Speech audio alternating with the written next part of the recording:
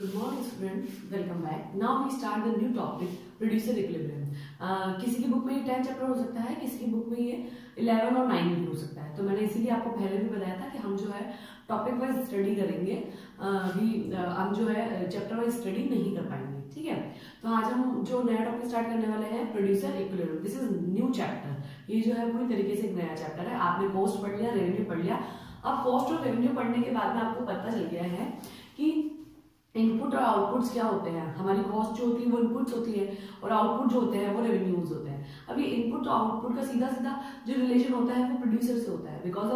Because producer goods और services को produce करता है, इनपुट पुट करता है, उसके बदले उससे आउटपुट्स मिलते हैं यानी रेवेन्यू प्राप्त मिलते हैं. ठीक है, अब यहाँ क्या सीन रहने वाला है कि हम आज जो बात करेंगे बिजनेस से रिलेटेड बात करेंगे. यानी हम अगर कोई भी तरीके का बिजनेस करते हैं या कोई भी तरीके का हम काम करते हैं तो उसमें जब आप इनपुट्स यूज करते हैं यानी आप फैक्टर ऑफ प्रोडक्शंस को यूज करते हैं तो उसके बदले कॉस्ट लगती है और उसके रिटर्न में जो आपको मिलता है वो रेवेन्यूज होते हैं. ठीक है, तो कॉस्ट और रेवेन्यू का क्या सीन रहता है, कैसा रिलेशन रहता है, किसके साथ इसका रिलेशन होता है, वो सब चीजें आज हम पढ़ने वाले हैं. ठीक है, तो बेसिकली आज हम पढ़ेंगे प्रोड्यूसर इक्विलिब्रियम. सबसे पहले जब हम प्रोड्यूसर इक्विलिब्रियम को स्टार्ट करने वाले हैं तो हमको ये पता होना चाहिए हु इज प्रोड्यूसर. प्रोड्यूसर है कौन. सबसे पहले देखिए, a producer is an economic agent who undertake production of the goods and services. He supplies these goods and services in the market, earn income by the way of profit. Basically producer क्या होता है, जो goods और services को produce करता है for the motivation is maximum profit. कोई भी प्रोड्यूसर हो सकता है जो गुड्स और सर्विसेज को प्रोड्यूस करता है.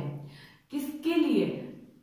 कंज्यूमर्स के लिए करता है. और किस बिहाफ पे करता है, यानी कि उसके पीछे जो उसका मोटिवेशन होता है वो क्या होता है, वो उसका मोटिवेशन होता है प्रॉफिट कमाना. ठीक है, तो प्रोड्यूसर वो हो सकता है जो प्रोडक्शन करता है साथ ही साथ मैक्सिमाइजेशन ऑफ प्रॉफिट के लिए भी काम करता है.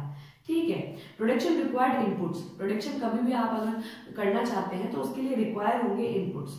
ठीक है, और नॉन फैक्टर इनपुट्स. दोनों तरीके के हमारे जो है इसमें काम आते हैं. इनपुट्स भी काम आते हैं, फैक्टर इनपुट्स और नॉन फैक्टर इनपुट्स काम आते हैं. ठीक है, expenditure incurred by the producer on these inputs leads to cost of production. अब जब आप इनपुट्स लगाते हैं तो उनके लिए जो आप पे करते हैं उसको हम कॉस्ट कहते हैं. ये चीज हम पहले से पढ़ चुके हैं कि कॉस्ट एक्चुअली होती क्या है. ठीक है, On the other hand, sale of goods and services by the producer leads to revenue. अब जब आप उनको बना देते हैं उसके बाद आप जब उनको सेल करते हैं तो आपको जो रिटर्न अवेलेबल होता है वो आपका रेवेन्यू होता है. ठीक है, द गोल ऑफ प्रोडक्शन, वो जो गोल होता है प्रोडक्शन के पीछे वो होता है मैक्सिमाइजेशन ऑफ प्रॉफिट. ठीक है, the goal of production is to maximization difference between revenue and cost. When these difference is maximized, profit is also maximized. Basically मैं आपको बताती हूँ कि प्रोड्यूसर होता क्या है. गुड्स और सर्विसेज को प्रोड्यूस करने का काम प्रोड्यूसर का होता है. अगर उसने प्रोड्यूस किया है तो उसके पीछे उसका मोटिवेशन होगा, क्योंकि बिना फ्री में या जबरदस्ती का काम तो कोई भी नहीं करता. नॉर्मली आप अगर स्कूल आते हैं तो वो इसलिए आते हैं ताकि आपको डिग्री मिले. मैं टीचिंग करा रही हूँ ताकि मुझे सैलरी मिले. कोई भी बंदा कोई भी काम करता है. डॉक्टर अपनी सर्विसेज प्रोवाइड करता है. प्रोड्यूसर जैसे कपड़े वाला है तो कपड़े बनाता है, या खाने फ्रूट्स बनाने वाले जो हैं वो सब हैं. तो सब काम इसलिए करते हैं बिकॉज उनको रेवेन्यू मिलता है. ठीक है, बिना रेवेन्यू के कोई भी काम नहीं करता. और काम करना है तो उसके लिए कॉस्ट पे करनी पड़ती है. तो जो हम फैक्टर पेमेंट और नॉन फैक्टर प्रोडक्शन फैक्ट को काम में लेते हैं वो दोनों ही चीजें हमारे को मिलकर कॉस्ट बनाती है. ठीक है, फिर उसके बदले जब वो बनता है जो भी आउटपुट तैयार होता है उसको हम सेल करते हैं और सेल करने के बाद आपको रेवेन्यू मिलता है. तो प्रोड्यूसर क्या हुआ, producer undertakes production with a view to maximisation his profit. He achieves his goal by the maximisation of difference between revenue and cost. आप कहेंगे आपको मैंने पहले भी बताया था स्टूडेंट्स कि प्रॉफिट जो है वो आपके रेवेन्यू में से कॉस्ट को निकालने के बाद आ जाता है. ठीक है, तो बेसिकली जब इनका डिफरेंस बढ़ जाएगा, यानी मान लीजिए यहाँ 10 है और यहाँ 2 है तो ये डिफरेंस 8 आता है. तो ये जो 8 का डिफरेंस है, ये डिफरेंस जितना ज्यादा होगा उतना ही हमारा प्रॉफिट ज्यादा होगा. इसलिए हम चाहते हैं कि हमारे को रेवेन्यू ज्यादा से ज्यादा मिले और कॉस्ट कम से कम लगे, तभी हमारा जो प्रॉफिट है वो मैक्सिमाइज हो पाएगा. ठीक है स्टूडेंट्स, तो ये हो गया हमारा हु इज प्रोड्यूसर की बात. प्रोड्यूसर क्या है, क्यों आता है, क्या करता है, ये सब हमने देख लिया. अब हम देखते हैं प्रोड्यूसर का इक्विलिब्रियम कहाँ होता है। देखिए इक्विलिब्रियम का मतलब होता है कि उसको लॉस नहीं हो रहा किसी भी कंडीशन में, ठीक है, यानी उसने अपना बिजनेस स्टार्ट किया है तो उसको लॉस नहीं होना चाहिए। ये तो फैक्ट है कि वो काम प्रॉफिट के लिए कर रहा है, लॉस के लिए नहीं कर रहा। तो producer equilibrium refers to situation of profit maximisation. हम ये कह सकते हैं कि हमको जो काम करना है वो इसलिए करना है क्योंकि हम प्रॉफिट मैक्सिमाइजेशन चाहते हैं। A producer strikes his equilibrium at the level of output where profit is maximized. वो अपना इक्विलिब्रियम वहां सेट करता है जहां पर उसको सबसे ज्यादा बेनिफिट होता है। And any other level of output would mean lower profit. वो नहीं चाहता कि वहां पर हो जहां पर उसका प्रॉफिट जो है वो कम हो, ठीक है। तो बेसिकली अगर मैं ये कहूँ तो टीआर और टीसी को माइनस करने पर जहां सबसे ज्यादा गैप नजर आएगा वहीं पर हमारा इक्विलिब्रियम सेट होगा। Profit is generally calculated as the difference between TR and TC. ये तो मैंने आपको बता दिया कि प्रॉफिट कैसे कैलकुलेट होता है। इस प्रॉफिट को हम पाई से बताते हैं, ठीक है। अब देखिए हम कहेंगे कि producer equilibrium is stuck at level of output where pi is maximised. ये जो है जहां सबसे ज्यादा हो जाएगी वहीं पर हम हमारा इक्विलिब्रियम सेट करते हैं।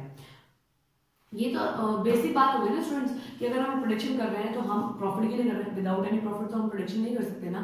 तो प्रोडिक्शन जब हम करते हैं तो हम ये चाहते हैं कि ये गैप जो है टीआर और टीसी का गैप है वो इंक्रीज होता चला जाए। जहां पर ये सबसे ज्यादा इंक्रीज मिलेगा वहीं पर प्रोड्यूसर अपना इक्विलिब्रियम सेट कर देता है, ठीक है। तो अब क्या होता है ये देखिए, economic profit and accounting profit, दो तरह के प्रॉफिट होते हैं। एक इकोनॉमिक प्रॉफिट होता है और दूसरा अकाउंटिंग प्रॉफिट होता है। Economic profit are defined above. It refers to the difference between TR and TC. Accounting profit also refers to the difference between TR and TC. But accounts consider only explicites cost, where economists consider both explicit and as well as implicit cost. देखिए, economic profit और accounting profit दोनों ही calculate तो एक ही method से किए जाएंगे TR और TC से, बट डिफरेंस क्या है कि इकोनॉमिक प्रॉफिट और अकाउंटिंग प्रॉफिट में ये डिफरेंस आता है कि आपको मैंने एक्सप्लिसिट्स और इम्प्लिसिट्स पढ़ाई थी। जिसके लिए आपको डायरेक्ट पे करना पड़ता है वो एक्सप्लिसिट, जिसके लिए हमको डायरेक्टली पे नहीं करना पड़ता, जो हमको मार्केट से परचेज करके नहीं लानी है, जो सेल्फ हम यूज करते हैं वो हमारी इम्प्लिसिट्स होती है, ठीक है। तो अकाउंटिंग प्रॉफिट में आप केवल एक्सप्लिसिट्स को ही लिखते हैं, ठीक है। बेसिकली ये एक्सप्लिसिट्स हैं और ये इम्प्लिसिट्स हैं, ठीक है। तो अगर आपको अकाउंटिंग प्रॉफिट चाहिए तो आप केवल ये लिखते हैं, बिकॉज हमारे पास सिर्फ इसी का डेटा होता है, इसका डेटा हमारे पास अवेलेबल ही नहीं होता है। इनकी कॉस्ट जो आती है ना वो हमको अवेलेबल होती है। एग्जाम्पल से समझाने की कोशिश करूंगी कि मान लीजिए कि मैंने अपना ट्यूशन सेंटर चलाया, ठीक है। तो मैं मार्केट से जो है जैसे मैंने रूम को जो है वो डेकोरेट किया है, या हम कह सकते हैं कि थोड़ा सा कोचिंग टाइप का बनाया है, तो बोर्ड परचेज किया है और जो है टेबल परचेज की है, तो ये सारी जो चीजें हैं वो एक्सप्लिसिट कॉस्ट है, बिकॉज मैंने इसके लिए पे किया है, ठीक है।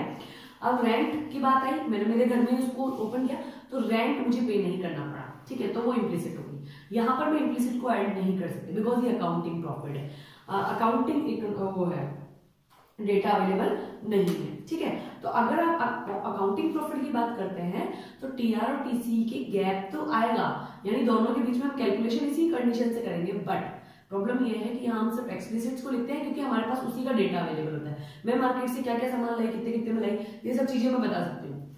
मैंने मेरी सेल्फ सर्विसेज मानी, यानी मान लीजिए कि मैंने मेरे रूम का किराया अगर मैं लिखूं तो मैं क्या लिखूंगी, बिकॉज मैंने उसका कुछ पे नहीं किया है, तो वो अकाउंटिंग प्रॉफिट। इकोनॉमिक प्रॉफिट में आप दोनों को ऐड करते हैं, यानी हम उसके अंदर फिर हम क्या लिखते हैं, जैसे अकाउंटिंग प्रॉफिट की डेटा अवेलेबल है, इम्प्लिसिट्स की डेटा अवेलेबल नहीं है, तो हम क्या करेंगे, एक अंदाज लेते हैं कि हम बाहर जाके पूछ लेते हैं कि भाई एक रूम का किराया क्या हो सकता है, मान लीजिए 2000 है, 3000 है, तो वो हम यहाँ पर उसको 2000 3000 अराउंड करके लिख सकते हैं, और फिर जब जो हम डेटा कैलकुलेट करेंगे वो हमारा इकोनॉमिक प्रॉफिट होगा। दोनों की कैलकुलेशन एक ही तरीके से होती है, ठीक है।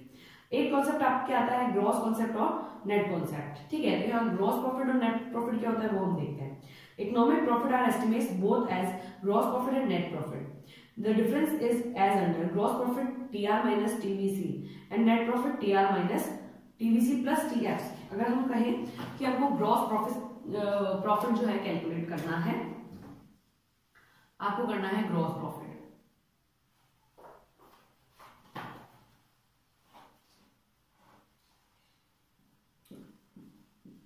ठीक है स्टूडेंट्स। तो इसको कैलकुलेट करने के वक्त जो है हम क्या करते हैं, टीआर में से टीसी को माइनस करना होता है। यहाँ जो आप माइनस करेंगे वो केवल टीसी टीवीसी को करते हैं। आपको पता होगा मैंने बताया था टीसी जो है वो 2 पार्ट में डिवाइड होता है, हम ये कह सकते हैं टीएफसी और टीवीसी। तो यहाँ हम केवल टीवीसी को लिखते हैं तो हमको पाई पता चल जाएगी। अगर हम नेट कॉन्सेप्ट में देखते हैं, नेट प्रॉफिट में बात करते हैं, तो जो है टीआर माइनस होगा टीवीसी प्लस टीएफसी, या हम ये कह सकते हैं कि टीआर माइनस टोटल कॉस्ट, दोनों को ऐड करने के बाद हमको जो मिलती है वो टोटल कॉस्ट होती है। ये है हमारा कह सकते हैं ग्रॉस कॉन्सेप्ट और नेट कॉन्सेप्ट। यहाँ पर क्या सीन होता है कि ग्रॉस जब भी आपको निकालना होता है तो हम फिक्स कॉस्ट को नहीं लेते हैं, क्योंकि ये बार ईयर पे निकलती है। फिक्स कॉस्ट हमको एक बार लगानी होती है, बार बार हम उसको नहीं लगाते हैं। तो पर मंथ अगर मैं कैलकुलेट करूँ तो फिक्स कॉस्ट तो एक बार लगा दी मैंने, बार बार लगाने की जरूरत नहीं है। तो जब ग्रॉस निकालते हैं तब केवल जो वेरिएबल कॉस्ट होती है, टोटल वेरिएबल कॉस्ट होती है, उसी को हम यहाँ कैलकुलेट करते हैं। यहाँ जो है नेट कॉन्सेप्ट अगर हम निकालते हैं तो variable cost plus fixed cost भी साथ में काउंट होती है। ठीक है, तो ये हुआ आपका रिड्यूसर इक्विलिब्रियम की बेसिक चीजें। इसके बाद किस तरीके के अकाउंट्स हमको मिलते हैं वो हम नेक्स्ट क्लास में देखेंगे। इससे रिलेटेड अगर कोई भी प्रॉब्लम आपको आती है तो आप पूछ सकते हैं। Okay students, thank you.